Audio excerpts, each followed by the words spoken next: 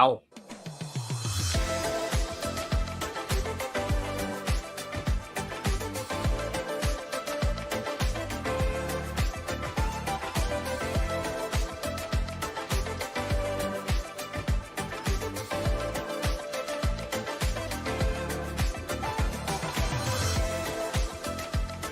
What's up, everybody? Welcome to Mongols. This is our 2024 big show, we're calling it. We have a packed house. I think the idea is lots to happen in 2024. We always like to do like a big roundup show at the end of the season. That is what this is. We're going to look back at some of our favorite moments, some of our least favorite moments, and then also look ahead because now it is officially the off season. The USL Championship has ended.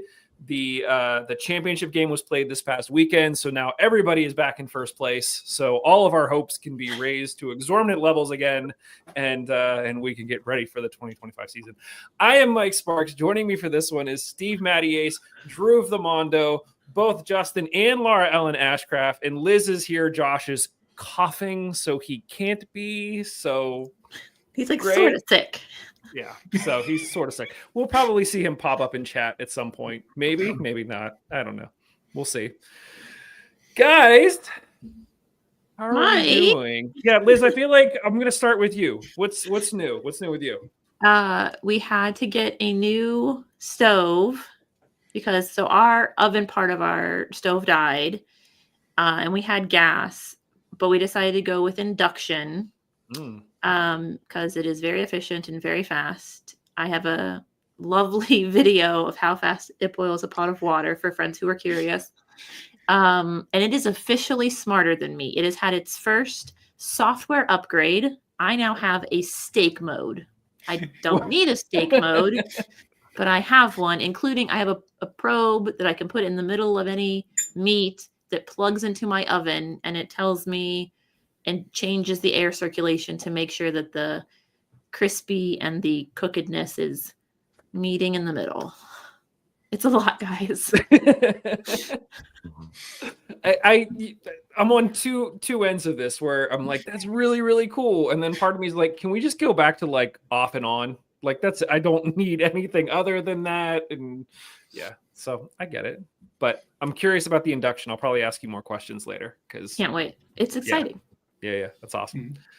Laura Ellen, I'll come to you Hello. next. I'll go sort of, I guess that's clockwise around. Your eyes are like glowing because the glasses. I know. You're fine. It's good. What's new with you guys? Yeah, we're good.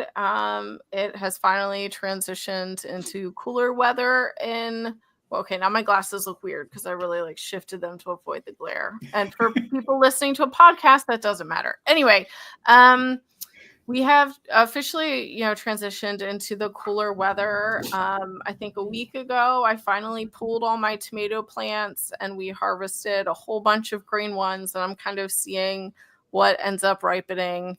So that's fun to still have fresh tomatoes towards the end of November.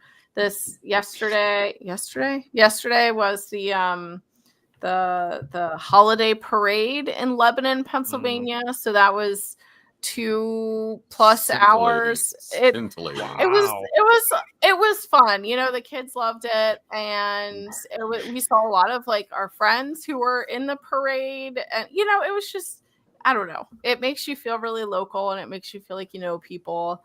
So yeah, that was really fun, and we're coming up on a really busy season with birthdays and the holidays and parties and all of that, and that's okay. And we're embracing it and enjoying it. So yeah. I was gonna say, Justin, are you like in full holiday mode? Are you over it by now? Where are you? Because I know you start early because of work. Yeah, I don't know. I try not to get into like the Christmas spirit. And too early. I try not to do it too early, right? Because like you don't want to Christmas. No Christmas. And the other thing that we've always struggled with is because our daughter was born at the beginning of December. It's always like, all right, we need to wait for Christmas until after her birthday. And so like I grew up like putting up the Christmas tree on Black Friday, all of that kind of stuff.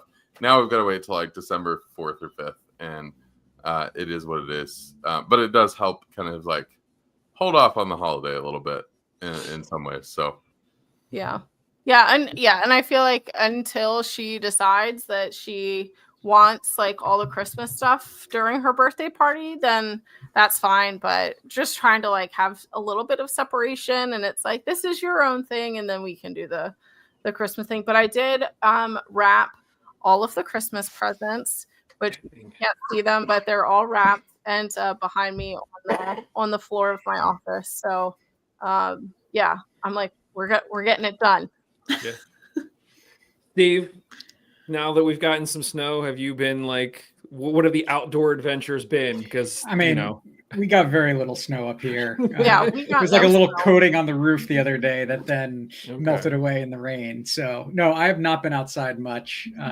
Finally got out today to take Rory for a walk, and he loved it because he doesn't like getting wet in the rain either. So I mean, he cracks me up. It's like he's really got to go out, and I open the door and he just walks out to the edge of the porch and he just stands there and then just looks at me like, why is it like this? No, a lot more indoor stuff. My parents are coming up for Thanksgiving. And then a few days after that, my sister and her partner are coming to visit. So trying to just get ready for those two big things of having people here. Get everything cleaned up and finish up all the little projects that I've been working on that I want to get done before then. Awesome. Mondo, the season's like barely over and you're already cheating on us with the Steelers. What's that about? So I'm not cheating with the Steelers. I did not go to the game. I only went to the tailgate. And that's only because of I do some I moonlight with cosplayers for a cause, Pittsburgh cosplayers for a cause. So see, now you got to make me feel bad about what I said. That's fine. Go ahead. Yeah. So earlier, beginning of October, I was actually at a breast cancer walk that's down at Heinz, Acrisure, whatever, Heinz. Yesterday, I was actually down in Greensburg at Marguerite Fire Hall for this Adelphi lunch, like a character breakfast thing, which is for folks not super familiar. Adelphi is like a like it's a foster home and like a care facility too. Like they do more than just foster. They take in a lot of like children with like difficult stuff going on. So that was a lot of fun. So I got to do that. And I get to make friends with people who also dress up for fun like me. So I have a question about that. So so you had shared a picture, or we saw the picture online, and it was you at the Steeler game with, I think, Thor, Captain America, and there was somebody else. Now I'm blanking.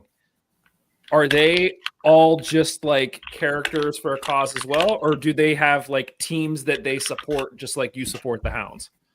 So Thor and Cap both are so Pittsburgh Thor, Pittsburgh Captain America. They're just Pittsburgh themed, so they'll do all the sports.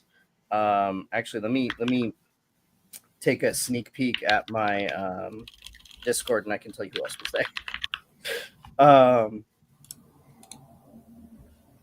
Because there's a ton of us. There was a Pope. At one point, we found a Pope, the Steel Man, who's like at both of them are at every Steelers game. There was Steelers Jesus, who's also at every Steelers Jesus. Yeah, there's a Steelers Jesus.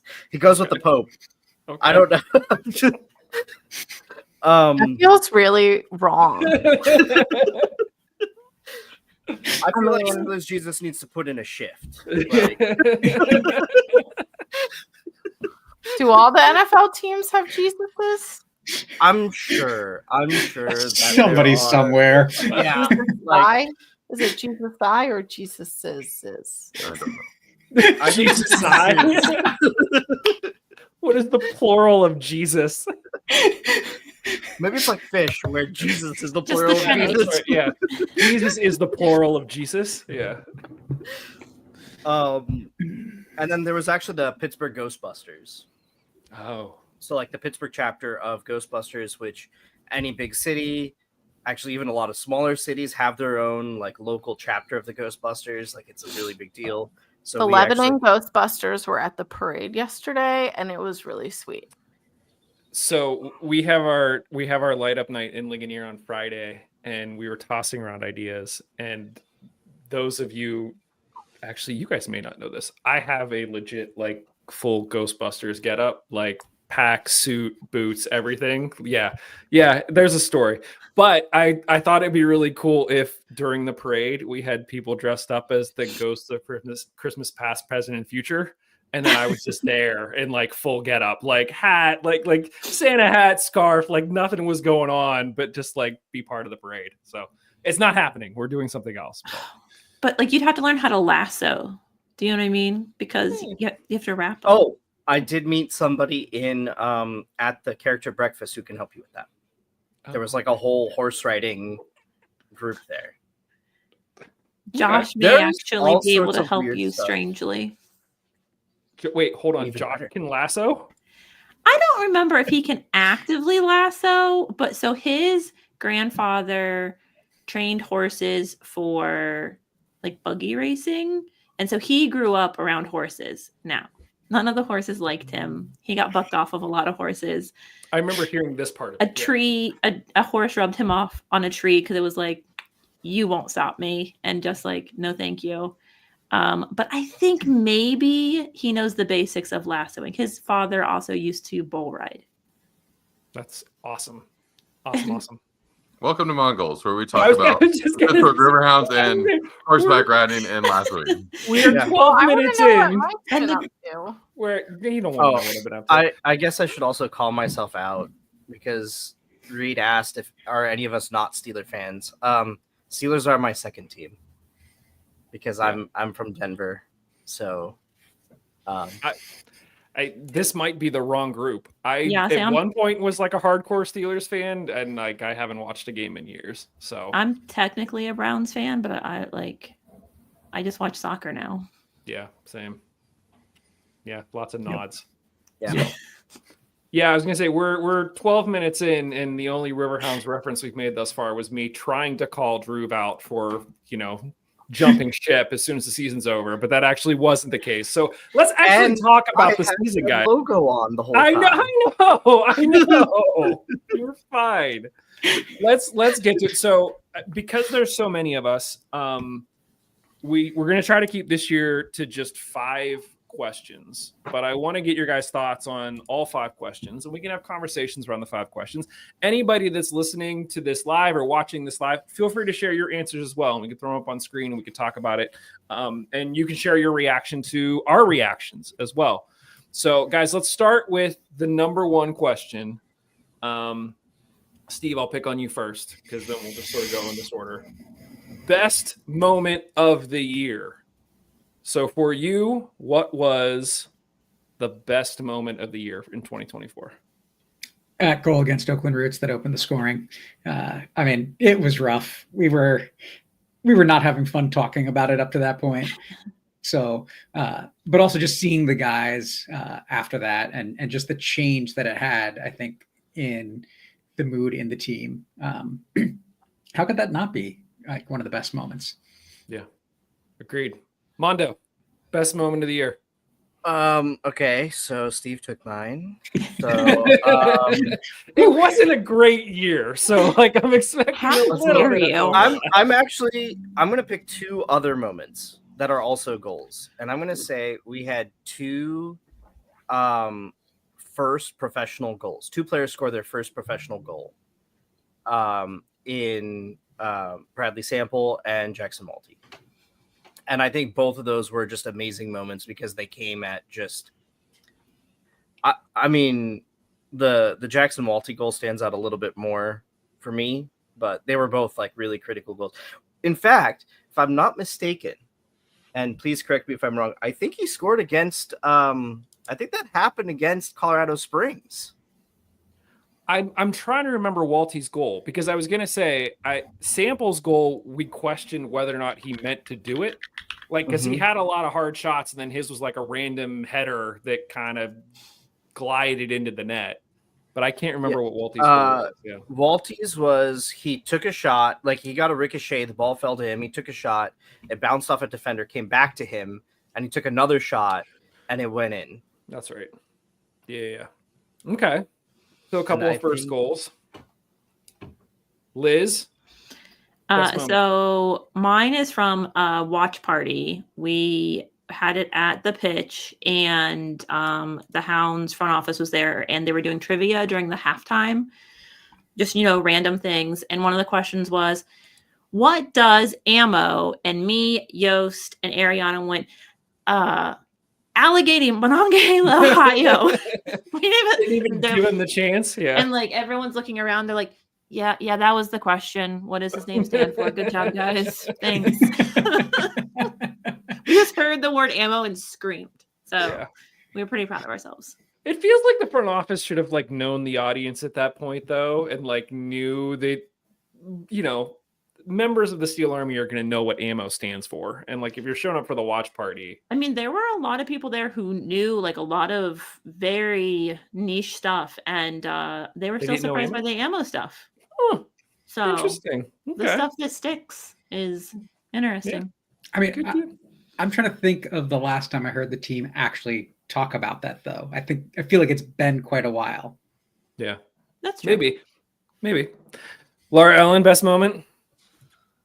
I don't know. I thought it was like a fine season, and I know like y'all are Debbie Downers, and it's like woohoo, woe is us, like all this stuff. But I love the fact that we don't live in Pittsburgh or near Pittsburgh anymore. But it's like this is the local soccer club, and like the marketing was great this year. The games that we got to were really fun, and it was for the now some of the broadcasts were a little rough, not at Highmark, but like the experience, I don't know, like it was great. And I love local soccer, and I love that we now have a women's team, and we're so excited about that. And we were talking with our kid about it tonight, about finding a time this summer to come out so we can see the men and women play. And she was so excited about that. She was like, oh my goodness. And then she said, when we go to Brighton, can we see the men and women play? And we said, yes, we're doing that. And she said, will they play together at the same time? And we said, not quite, but so I think all that to say, I don't know. I think, I don't know. It's great. Like we have a team, and they're still there, and we're like, I don't know, moving forward. And I think that's exciting. And so that is my favorite part of the season, because I refuse to be sucked into the well of negativity. Oh, just wait for the next question. I'm going to start with you. Best moment in 2024. Yeah, no. I have an actual moment. Excuse me. Mine, even though I try to, keep things positive and all that kind of, I do have an actual moment. Mine was a goal too. Mine was actually Jockesen's first goal. That was the moment that I was like, all right, we have a legit chance to make the playoffs. And I think watching, him come down the right and just like fire that shot, top net, keeper have no chance, right on the halftime whistle.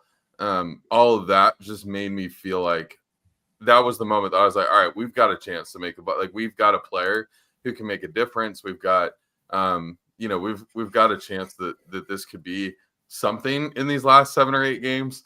And I'll firmly admit, to that point, I'm not sure that I felt that. And so that was just a really fun moment in the season. And it definitely made me feel like, all right, cool. We can do this. Yeah.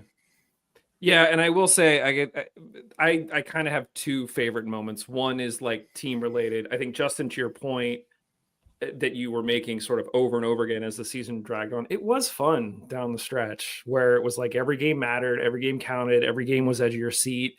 And it's like that other seasons, but especially this has been the first one in the Lily era where us making the playoffs was really in question. And so to sort of have that extra chip as we were playing all of these games, yeah, it was stressful. I wish we weren't in that position, but it didn't make the games any less enjoyable to watch or to cheer for the team. So that was good.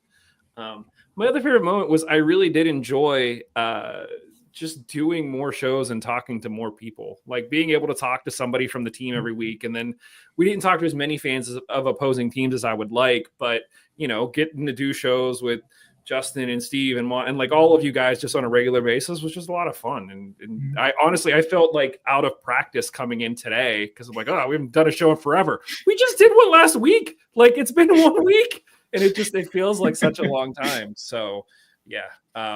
Reed said his favorite moment was beating Charleston 2-0. Thought we put ourselves in a great position for a playoff run. Yeah, that was a game where, I think I don't want to say it caught a lot of us by surprise, but Charleston was coming in. They were just named, I think, like team of the week or team to watch, like hottest, something like that. Same way that Oakland did when they came in.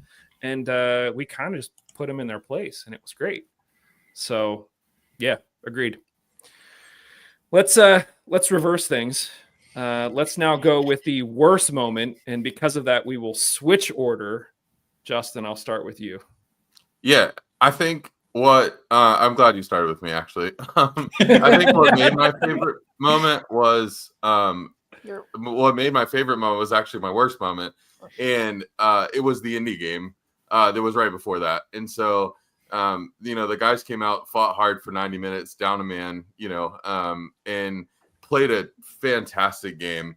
And then the Indy game ended the way it did. And I think a lot of us just felt like, that sucks.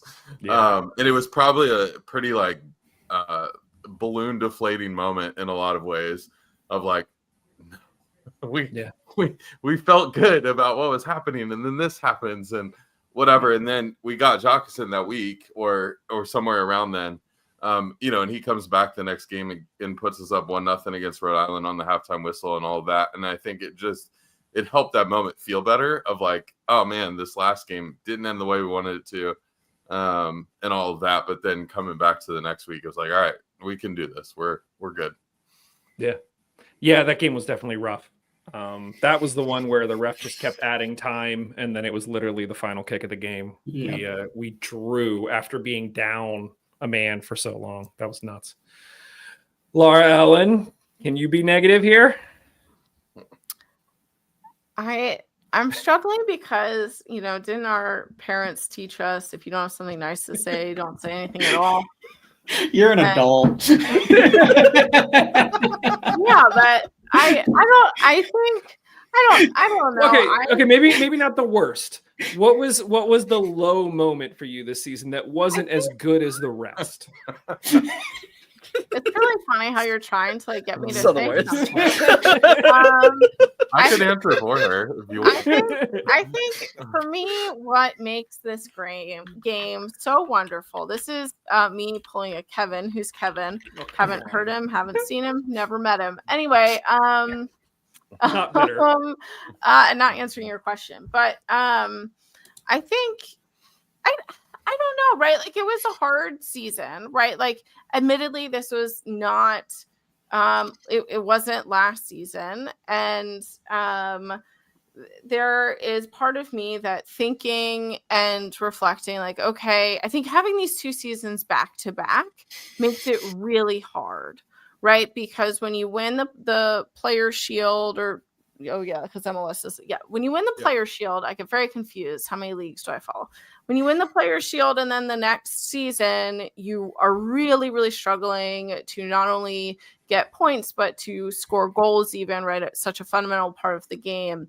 That stark contrast makes us, and I think for listeners to Mongols, makes us really start to question all of the things. And certainly there were points in the season where I was questioning all the things. And I think reflecting and having a little bit of space and distance, for me, it's like because these 2 seasons were back to back against each other, it made them feel so stark. Whereas I think if the historic seasons would be rearranged in some kind of way that we would then have this season, perhaps we wouldn't feel so, however we feel about it. And so I think during the season, I think that's kind of how my feelings were. And now it's certainly like mellowed out a bit. And I just go back to, right, we have a local soccer team that we get to support, that we get to your point, Mike, that we get to engage with, that we get to hear from not just the players, but also the coaches and the managers and all of that. And so I think, yes, that is my non-answer answer to your question. Thanks so much. Liz, worst moment. If you want the real answer, yes, the real Laura Ellen answer is every loose pass, bad kick, whatever happened negative on the field.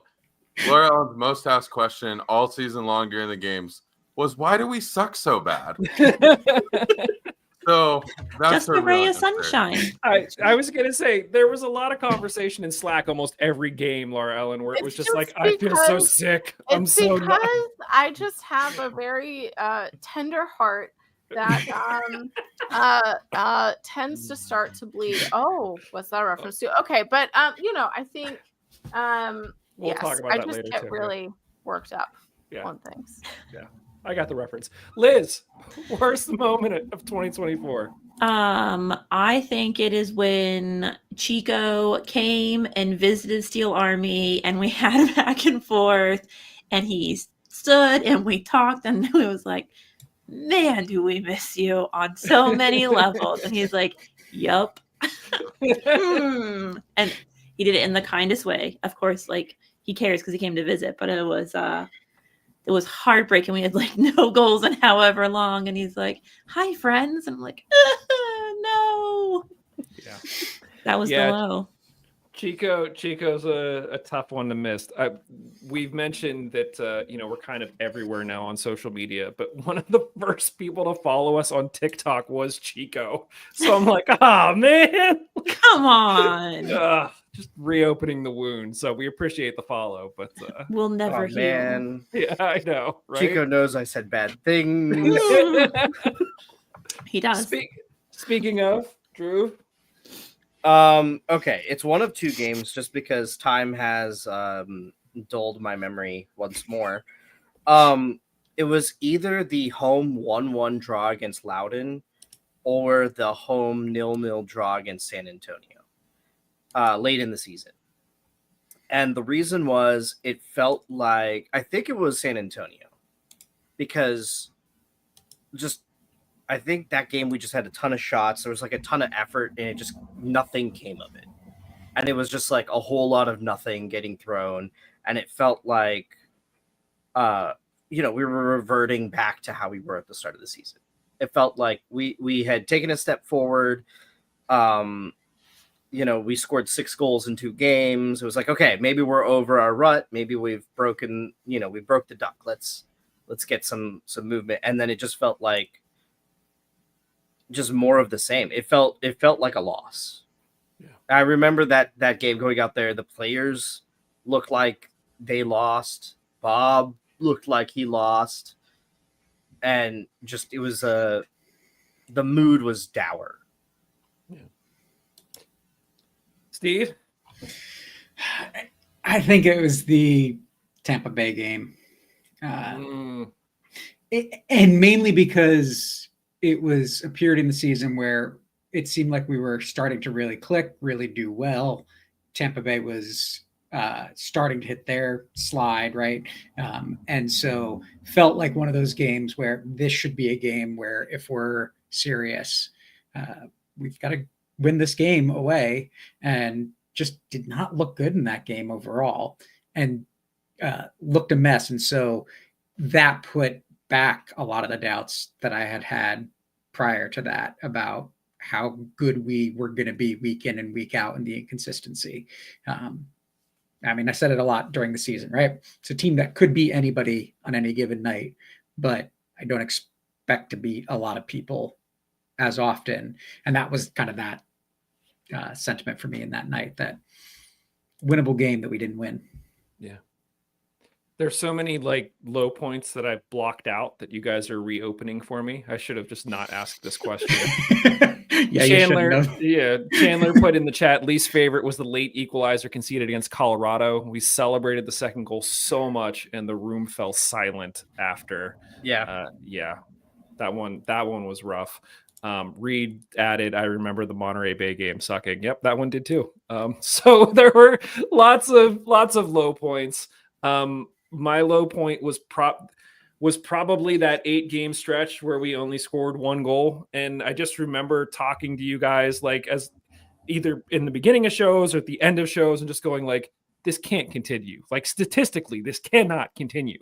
And then even the players, like after we would get off air and just like seeing it in their faces and they're searching for answers. And it's just like, we're doing everything right. It's just not going in. And the frustration over really like that 2-month period where it was just like, what is happening?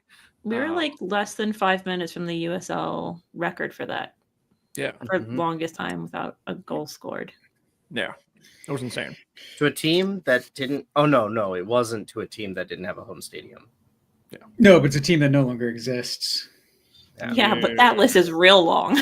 But a team that we really have a relation, like a history at this with. point, the shirt with the dinosaur the Steel Army made that says "All my friends are dead." Man, it feels so real some days. We should bring that back next season.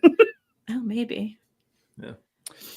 Let's move on to the next question. For this one, I'm going to go in a star pattern. So, Liz, you're going to be up first. Yeah, we're gonna bounce around. So, the question here is one player that you'll be really disappointed if they aren't back in 2025. And I will say this. We know for certain, air quotes, that at least one player will be back because it's been said. And it's really like no surprise. But pretty much Captain Danny Griffin will be back. It's been alluded that if you weren't in the 18, like towards the end of the season, you likely won't be back. Aside from Danny Griffin, I think there's a lot of players that could be back, but I could literally make an argument for as to why any other player on the team would not be back, as much as I love them. So outside of DG, who we know is no quotes is going to be back, Liz, what is one player that you would be really disappointed if you don't see them in a Hounds kit in 2025? I'm going with Junior. We spent a lot of, not only do I love him on the field, like he handles the right side of the field, like just so incredibly well. And also I think that he does really good delivery. And so, you know, if you get a striker, you have someone who can send the ball to them, who is consistent, who like he just, and he's a workhorse. Like he never stops playing and, you know, proposing solutions. Like when I talk to him on the field, sometimes he's like, he wants to talk about plays. You know what I mean? It's not just like, hey, how are you? Or like, let's talk about crepes because that man loves crepes. But he wants to like hash things out. And I love that. And so Junior is my player. Especially early in the season, it was kind of like he would put the team on his shoulders and he was the one making stuff happen. So good shout. Steve? Well, I was going to say Junior, so I'll pick somebody else. Oh, wow. I'm going to go with Eddie Kizza because I think that. Oh, wow. I know.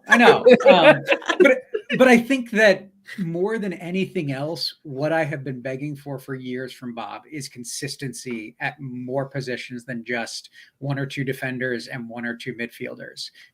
And so bringing back a guy that has started to hit a bit of run of form at the end of the season, play a bit better in his position, I want to see him back. I want to see what he can do and not pick a guy that I think Bob's going to try to just replace because he's going to replace half the team because he thinks he can get somebody cheaper. But a guy that I think he believes in and could be really good in the future and better than what we've seen so far. So, okay. Kids a shout. Justin, you're up next. Who would you be upset if they aren't back next year? You know, in the vein of second year center backs coming back and being better than their first year, Give me Sean Suber. I'd be real disappointed if Suber's not back. I thought he was probably over the course of the season the most improved player, and so I'd be real sad if he wasn't back. I think Suber's a really good shout. I dig it. Laura Ellen. I mean, I'm kind of surprised, but Eric Dick? No. I mean, I know that we tend to have really good success with goalkeepers, but I think one of the things that Steve, I'm going to call you out in particular over the course of the season, was talking a lot about was the bringing back the starters. Why aren't we bringing back the starters? And so I think Eric Dick would be a really great option to have some of that stability and to have that experience in the back. And so yes, I would like to have that stability throughout the course of the season, and not have to wait a couple games to get there. I was thinking about this, and I'm just going to jump in here. I was thinking about this earlier today, and I was thinking Eric Dick as well, but I would also be just as equally not surprised if he's not here, because Lily will just find somebody else, and like Dick will go get paid somewhere else, which, as like heartbreaking as that would be, it would just be like, okay, like we'll move on. I wouldn't love it, but that wasn't the question. I know. I'm would like to do my part and answer the question you gave me, Mike. When she wants to, but only when she wants to. I was agreeing with you and then just getting into my rationalization. That's true. I mean, it honestly wouldn't surprise me if a big club, and I mean Div 1, Div 2 in another country, comes hunting for Dick. Yeah.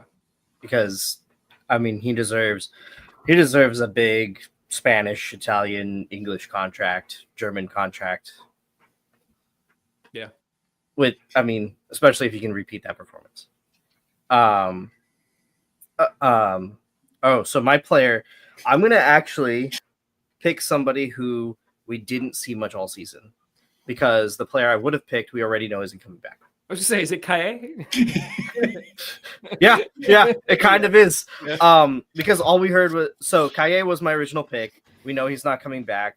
Really disappointing, because all we heard all season is like how amazing he is. So my next pick is somebody I hope actually gets to be in the 18, actually gets to be out on the field, and that's Nate Dragic.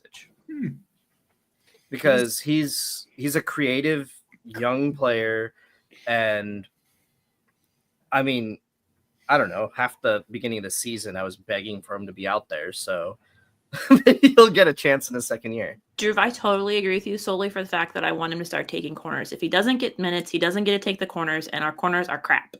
Yeah, I feel that, like, I would just love to see what he could do, because we've heard he's another kid who we've heard, first of all, he like completely turned Duquesne's program around, essentially. And yes, that's a lot of other players were involved in that. But, like, not all him, but like, he was huge at Duquesne. There's no reason he can't be huge for the Hounds. I mean, unless he doesn't get to play, in which case, yeah, he can't really be huge if he can't get out on the field. What's interesting about him, though, is just like Kaye, which we've talked, and I think I mentioned it on the show, but anytime that I would talk to the defenders on air, we would get off air, and they would say, oh, just wait till you see Kaye play. Mm-hmm. And the only other player, and that was completely unsolicited. I wasn't asking them, like, who do you guys think should get more time? They would just, like, come at me with, like, Pierre, you should see Pierre play. Nate is one of the other guys that players were doing that as well, sort of making their case to us that just wait till you see him play. He's crazy good, completely unsolicited. So yeah, I think it's a good shout. Chandler asked, Kaye's not coming back. No, apparently other teams have made their roster announcements of who they're re-signing as of this recording, which with our luck, the Hounds will drop it like mid-show, and then this will immediately be out of date. We'll get derailed. Yeah, we'll get derailed. But no, the Hounds have not officially announced who they are re-signing. But Kaye did make it known on social media that he will not be back. So unfortunately, that's the one that we know. Unless we're just entirely misinterpreting his post on Instagram, which I don't think we are. Yeah. I really hope we are, but I don't think we are. I actually thought that, like, I thought everybody jumped at that one a little hard. I'm not sure that's what he was saying. I think he was just saying, "Hey, it was a great season, great first year in the league." I don't know that I read that as like, "Hey, bye. It was great to be on the team. Bye." Yeah, so I that read was it my more just original like, "Hey, I'm read, too. reflecting on year one." Yeah. That was my Interesting. original read, too. Interesting. You're saying there's still hope for the shirt? Listen, I just hope Kaye. I want to see him start. I think we talked about this a little bit when I gave my data, but Yeah. Mm. Yeah, I think my player, I think, somewhat echoes a lot of what you guys have already sort of said. Some of you were sort of dancing around, just more stability. I think we got to it towards the end of the season, and it's going to echo a bit what Chandler said in the chat. I'd be disappointed if Pat Hogan isn't back. I think that it just took us so long for that defense to figure itself out. And we sort of saw it with the rotating keeper situation where we were giving up too many chances.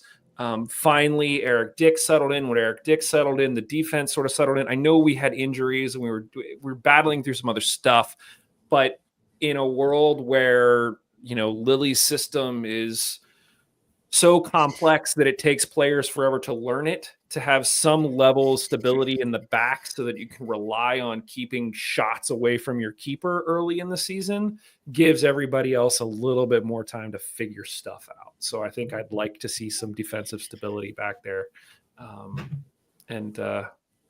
Carry forward into 2025. So we'll see. I hope he's back. I just don't have much hope that he will be, knowing Bob. I know.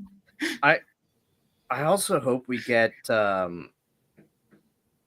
I hope we get him on a long-term deal rather than just a loan. That'll be an interesting one. Yeah. To see if we can make that happen.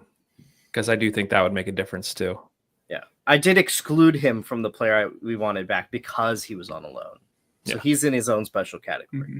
Drew, if you want everybody back. I kind of do. Listen, you grow attached to players. Is that what we sort of asked for years, though, is like have everybody back? Although like this year, like, I don't know, it didn't pan out. We brought back how many players? I know they weren't starters, but still, like, listen, there's a whole conversation maybe to be had about roster formation and what we think about the money spent. And it continue down the same path it is. There's a lot to be said there. There's an off-season show, Mike. I was gonna say we will definitely do a show to discuss that for certain. Yeah, and I just want one of my teams to have some roster consistency. Just one. That's all I'm asking for. You picked the wrong teams, man. We got 2 questions left.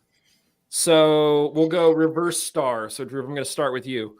One thing that you would like to see the Hounds / Riveters. The question is one thing you'd like to see them improve in 2025. The Riveters haven't existed yet, so it's hard for them to improve.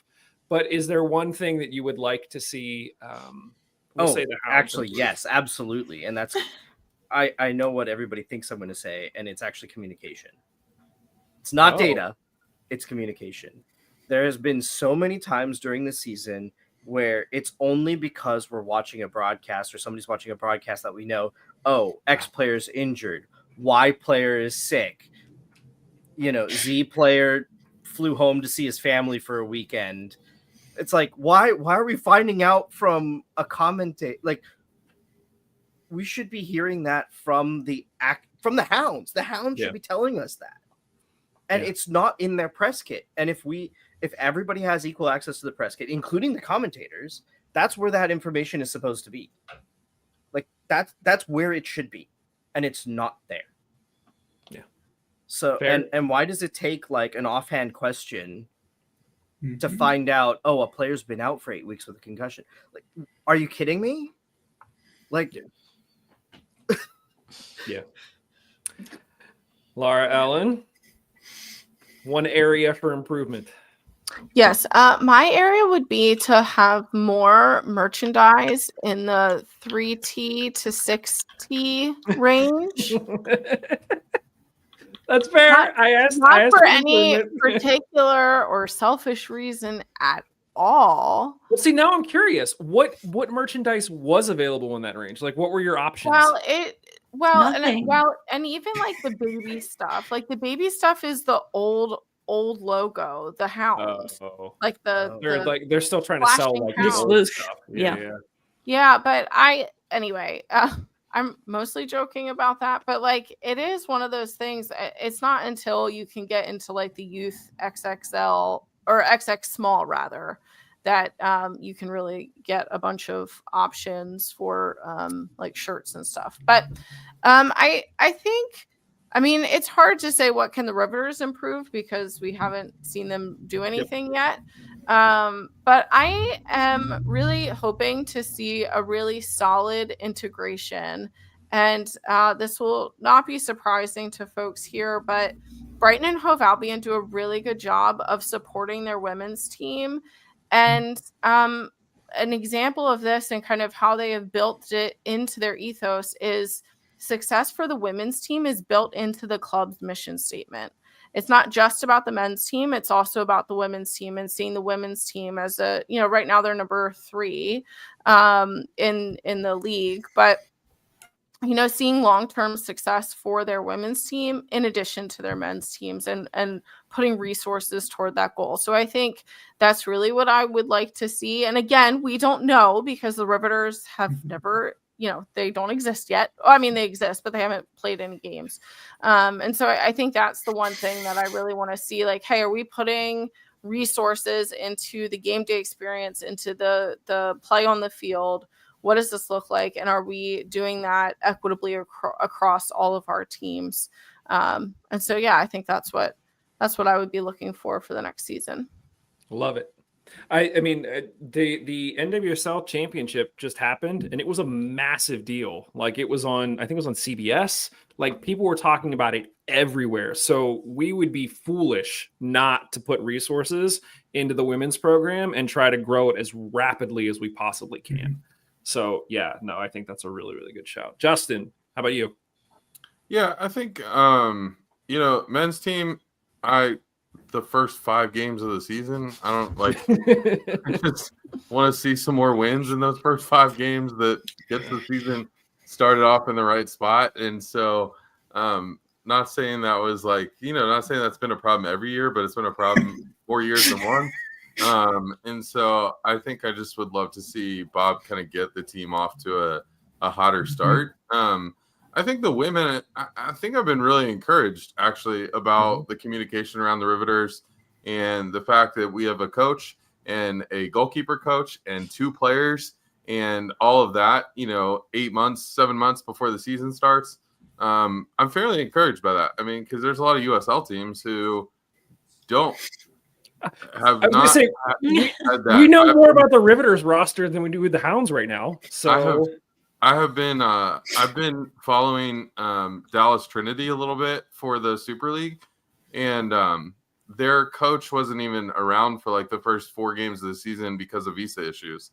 And so like they went through the whole preseason and the first 4 or 5 games of the season without their head coach because of visa issues. And so I think knowing that that's kind of the way that they've been going, I think for the Riveters, I'd love for them to just keep it up, like keep having the communication, like keep signing players, like keep telling us about coaches and what the plan is and all of that kind of stuff, and hoping that is the thing that continues for that team. But the men's side is real simple. It's just get off to a better start. Just get off to a better start. Yeah, I'm looking forward to having some conversations with Scott, the head coach for the Riveters. And I don't know what the rules are around talking to some of the players that have been signed since they still are in college. And like, is that weird? So like, we'll have to figure that out before the season. But yeah, I would also like to see us not start off slow. It gets back to that whole conversation of player shield versus the cup. And I think if you're going for the players, you can't go in with the mentality of like the first few games are throwaways. So, yeah. Steve? So I'm going to use the same word that Drew used, but in a very different context. So communication. For me, I think I want to see the team at some point really, really soon start leading the way in what it looks like to show professionalism through media stuff. And so this is me calling Tuffy and Jeff out that you need to change the job description for Grubba, that he is not a media relations person, but that he is directing the media presence of the team publicly. And some things I want to see actual, I mean, they did this a couple times where they live streamed the post-game press conference. I want to see that all the time, right? I want to see things where the team is doing more than just social media, quick little hits that one of the interns is doing on Instagram or something like that, right? Like I want to see something polished and setting the tone for USL, because I think we're a team that can do that. And that's a way I think we can lead in other ways when we can't compete with some of the on the field financials. Yeah. I think it's a great shout. In full transparency, the whole pre-gaming episodes that we do was sort of initially conceived as a way of potentially trying to do some kind of like pre-game press conference where we might get some injury news, we might get some details about what's happening, and the team has just been really sort of closed-lipped about it. Yeah, to have something a little more formal, because there's a lot to talk about around that. And if you're trying to drum up interest and you're trying to build a conversation, give people something to talk about. And I agree. I like it. Liz? I agree with that 3T to 6T sizing. It's awful. I'm trying to do something for my godson for his birthday. Listen, we do terrible. We know the merchandising guy now. So if we do have specific requests, let me know. We have an email address and we might be able to get you something. Yeah. Sorry, continue. So I mean, I think that for me across the board, it's a lot of what Laura and Ellen said about like the integration part of it. I want to see, because in the first year, if the Hounds aren't supporting the Riveters who are integrated into what's going on with the men's side, then you don't create an atmosphere. You don't create an atmosphere, right? You need both sort of to create the first atmosphere, and you don't create stepping stones for someone to step up and say, I want to be just a Riveters fan, and I can do that, and I will have a good game day experience. I will have access, to get signatures on the field. I will have merchandise. I will feel like I am part of something that is cohesive and independent. But this first year, it can't be independent. It has to be cohesive, in my opinion, just because of, like there are still people who don't know that we even have a soccer team. And yes, we're growing. Yes, we're selling out. Yes, we'll probably expand our stadium. Right? Like we have really good things going on with our men's side. But if we don't have that integration and create a really strong foundation, we won't eventually be able to have two things that are separate and apart and both very strong. And so that's what I want to see for both of them is integration. It'll be very interesting. This is sort of leading into the next question, but with all the talk of the stadium expansion, it's not just expanding for the men's team, it's going to expand for the women's team too. And if we can't figure out a way to put butts in seats for the women's game, then that experience isn't going to be as fun as it would be otherwise. So yeah, there absolutely needs to be focus. It will be very interesting because the league that the women will be playing in is only a month to 2 months long. So there will be some overlap with the guys, but it's not like massive. Yeah. So how does the organization sort of handle that overlap during that condensed period of time will be very interesting to see. But I'm definitely looking forward to it. One of the things that kind of reflecting on this season that I think was a huge win was actually the Charlie partnership. We talked about it early on. But I think having the ability to create custom merchandise, to really get some designs done, and all of that has been really cool. Just story real quick. So I wore the one that says Pittsburgh across the front with the skyline and other thing to a thing here in central Pennsylvania. And I got multiple comments from really Steelers fans who were like, "Oh, you Steelers fan," and I'm like, "Nope, check the logo on the sleeve. It says nothing about the Steelers."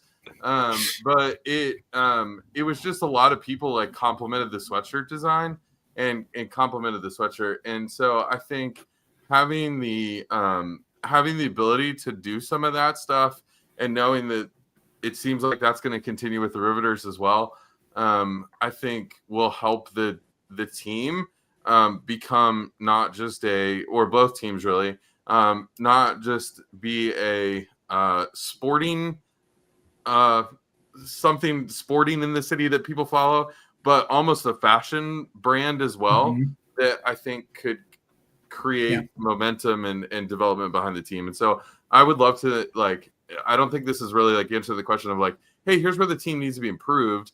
But I think keep going in the direction that the club is already heading with creating some of these cool fashion statements and designs that aren't just so soccer focused that people who aren't soccer fans can't appreciate them. I know. I hate to say it, but you have to ignore some of the longtime fans and be like, what will get the city behind the team? And like that is a hard thing to for me personally to like ingest and be like, that will result in more soccer fans and more friendship and tailgate and whatever. But like I saw that kit and I was like, oh my God, that's the third kit. Why is it a first kit? What's happening? But it went, insane. The city loves it. Steelers, like Pittsburgh fans, love it. And there are Pittsburgh bars all over the world. So I think that is something they did really well this year. This was go ahead. Oh, I was gonna say I think the third kit was a hit too, because the third kit seemed better than the second, honestly. And also, the joke in Pittsburgh is a Steelers jersey or a Penguins jersey is high fashion. You can get into any black tie event with that on. And it'd be nice to add the Riverhounds to that list too. It's fair. Yeah. It'll be interesting to me to see next season. We're going to have our choice between, I'm assuming, 3 Hounds kits and at least 2 Riveters kits. And like, are people going to buy one of each? Or, are people going to try to get the inaugural Riveters kit and maybe not get a hat? Like, how is that going to shake out? But it's a really good problem to have. It'll be cool to see. All right, last question. We're going to go back to reverse order. So, Justin, I'm going to start with you again. What are you most looking forward to heading into 2025? And it could be about the Hounds, it could be about the Riveters, it could be about the stadium, it could be about anything. Just now that we're in the off season and you have a chance to basically like look ahead, what's giving you hope? What are you most looking forward to? Yeah, I think 2 things. One is the Riveters just in general. I'm just looking forward to that being a thing. I think especially being a girl dad, having having something for Raina Jean to look up to aspire to want to be, she's so excited to go to Brighton and see the women's team play there. She will be thrilled to go to Pittsburgh and see the women's team play there. Anytime we watched the Women's World Cup this past summer, she was like, we were like, oh, these are women playing. Women? Yeah, and she got really excited about that. So I'm just really excited that is a thing and that it exists. I think the second thing that I put a lot of hope in is I hope that this season was a really good learning experience for Bob, that he hasn't kind of had this challenge of we've got to make the playoffs. We got to, and so I hope that there's this sense from Bob and Tuffy that, Jeff, that, all right, we got to do something different next year to make sure that we make the playoffs with some weeks to spare.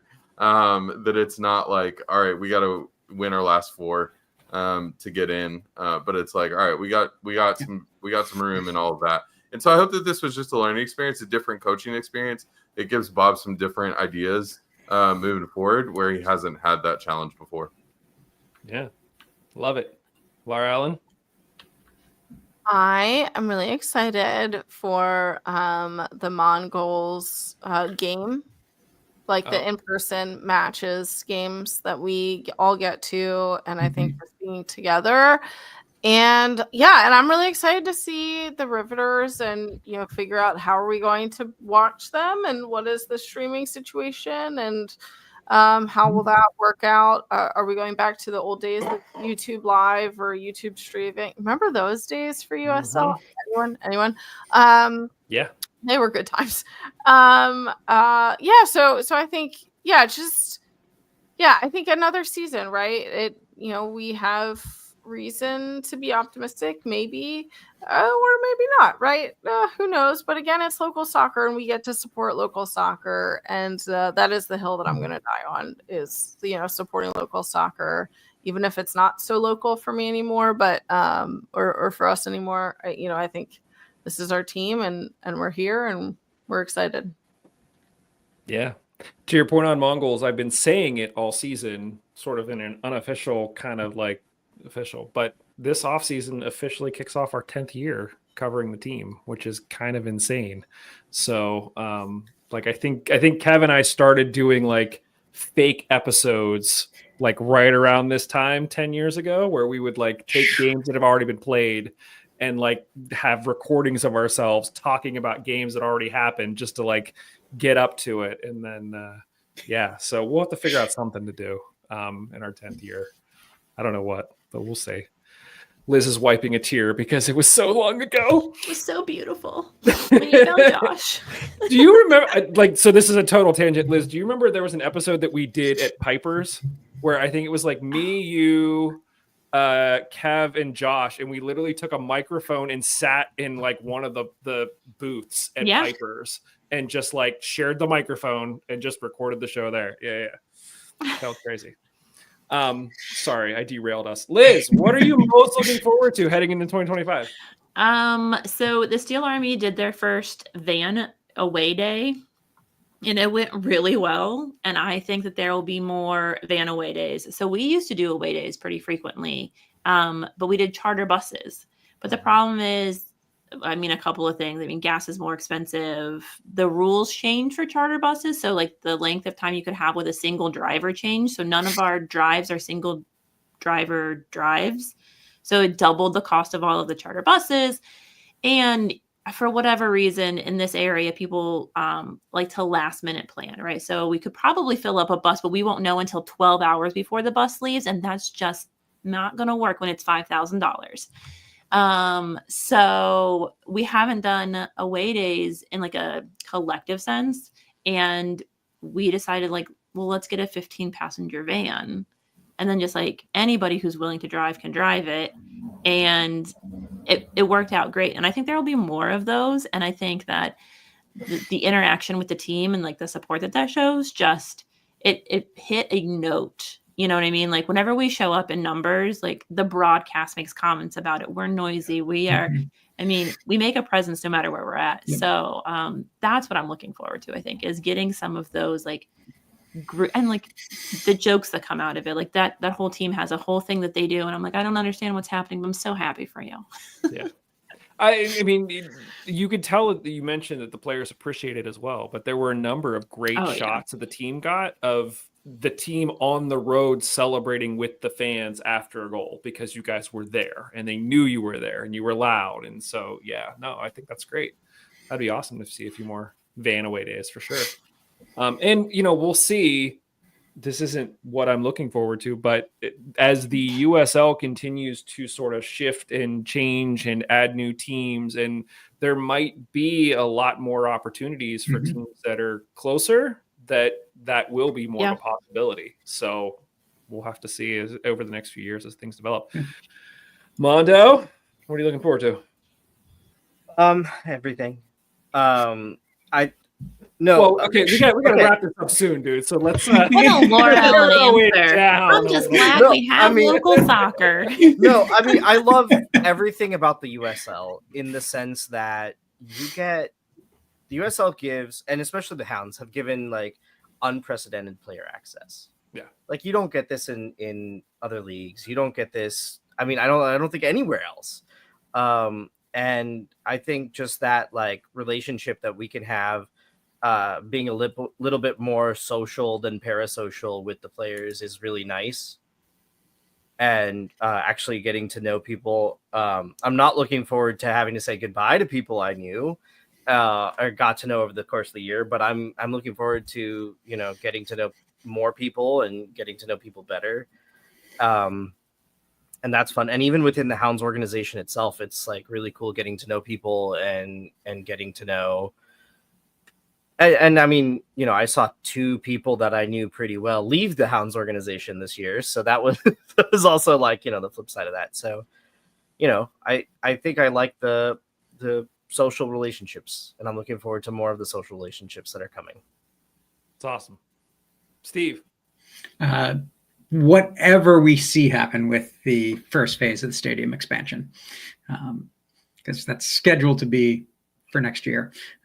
But no, I mean, I think for the things that they do, improving the stadium experience, starting to expand things, even if it takes into the season for some of that stuff to really show, I think is just really good. And I'm excited for it. I'm excited for the long-term outcomes of what that looks like, and better access to concessions, better access for the team to have real locker rooms that they're not sharing with everybody else that uses the stadium, real office space that is a little more separate. Bob, I mean, I love it in one way, but it is so old school USL to me that Bob has to walk through the men's room to get to the locker room if he's coming from his office upstairs. And so avoiding that type of stuff. Yeah. Yeah. No, absolutely. I was going to mention something about stadium expansion. Now I'll say something else real quick. Chandler said he agrees with Justin. Excited to see how Bob and Tuffy do things different to help us get into the playoffs early. Also want to see the Riveters. Yeah, I think my thing is I'm most looking forward to seeing how the team and the organization can potentially surprise us heading into next year, because I feel like there have been some surprises. I think the Riveters was a really good surprise. We had been calling for a women's team for years, and then it was like, okay, this thing's going to happen. And I think talking to some of the people in the front office, you know, like Visser, it's clear that they are meeting on a weekly basis, if not a daily basis, trying to figure out new ways to expand the fan base, not just through conventional methods, but the academy is huge, and they just keep opening up at different locations for the academy and growing the youth fan base here. It's insane. And knowing that he's working at it from one end, you have Jeff working at it from another end. It felt like from a marketing perspective, the team absolutely took a step up this year in terms of the media that they were putting out. Steve, I know you sort of made a point about they could do better. They absolutely could do better, but it was light years ahead of where they were 2 years ago. And so they're just going to keep pushing the envelope. Mm-hmm. And I would love to see sort of bringing it together with some of the stuff you guys were all saying. I would love to see some of that make its way into actual first team decisions and sort of how things are done in terms of building a roster and all of that. So it's crazy because, this is a little inside baseball, but some of the times that we see the most engagement with fans on these shows is in the off season, because everyone is super optimistic about like what could happen and this is going to be great. And then the first game is played, and unless you win in a blowout win, everyone's like, there goes the season. It's over. It's done. And Yay, so sports. Right. I think unless you win, period, really. Right. That's not unique to us. That's kind of across the board. But no, I mean, it's better than the Pirates. The Pirates just throw their first pitch and we know the season's over. This is true. This is very true. No, I'm looking forward to just trying to figure out how we're going to fit all of the conversations that we want to have into this offseason, because it's tough with just the men's side. And now with stadium expansion, trying to hash that out with Jeff, with everything that's going on with the Riveters, that's going to be super fun to talk about. We talked about, the marketing and the kits and Charlie. I'd love to have another conversation with the kit guy and the merchandise and all. There's just so much that we want to do and talk about, and it's just going to be so much fun. So I think that's probably what I'm looking forward to, is kind of a reset of okay, how are we going to do this, and then go out there and actually make it happen. Hey, Mike, I have a really novel idea for this team. A really novel idea. This is one I've thought about long and hard. Why is Laura Ellen holding her head as you're saying this? What about a local announcing crew Whoa. Just throwing it out there. Just throwing it out there. Justin, I have offered to stop drinking during game day to be part of this. I've joined that. I Yeah. will stop yelling at the field to do it. And now I miss Matt Geica. Listen, I will say this: even if it's no, it would have to be local. So again, sort of behind the scenes. Yesterday morning, we were setting up our Christmas tree lot for the Scouts, and so I was unable to watch Aston Villa. So there was literally a period where we were sitting in the car for like 15 minutes, and I had it on the radio and listening, just being able to hear somebody call the game locally and hear the fans. Like, you could tell what was happening on the field before the announcers even said it, because you could hear the fans so clearly. And like, we're literally cheering in the car, not watching anything. And it was amazing. If we could do that with the Hounds too, that would be great. But again, local announcers. So What an idea. oh man. I just want to know about things like plural days before they happen and not find out that the Riveters are having an event at Heinz History Center Wednesday they're having the event at lunchtime. At lunchtime. Yeah, right. Yeah. Well, guys, we've been at this for now well over an hour. Any sort of closing thoughts beyond, yes, local announcers would be fantastic. Anything else you guys want to chime in here before we head into whatever this crazy stretch is going to be over the next few months of getting ready for 2025?